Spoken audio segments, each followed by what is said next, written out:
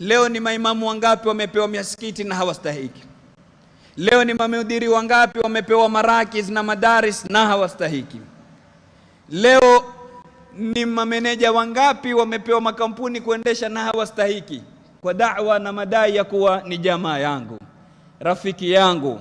Na umma wowote ambao kwamba unakadimisha wasokuwa kufu kwa jambo ni umma khaina, ni umma wenye kufanya khiana. Kwa sababu la sawa ni umweke mtu munasib katika sehemu munasib wakati uliokuwa munasib. Unapoacha hilo ukaenda kumweka mtu ambaye kwamba si munasib, ni khiana hiyo umeifanya. Mwangalie Mtume sallallahu alaihi wasallam anajiliwa na sahaba wake Abu Dharr, anamwambia ala tastamiluni ya Rasulullah, hunitumii, mbona hunipeleki? Mus'ab ibn Umair ampelekwa Madina, Muadh ibn Jabal ampelekwa Yaman, Abu Ubaida ampelekwa Najran, watu ampelekwa sehemu mbalimbali. Ya Rasulullah, mimi mbona hunipi imara? Mimi mbona hunitumi na mimi nikawa kiongozi katika sehemu?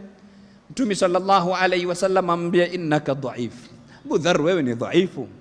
Wa innaha amana, na uongozi ni amana.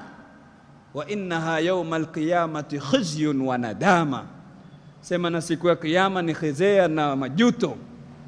Si jambo la kuchezewa, sio jambo la fakhari tu, mimi ni kiongozi wa sehemu fulani. La, ni masulia, utakwenda kuulizwa.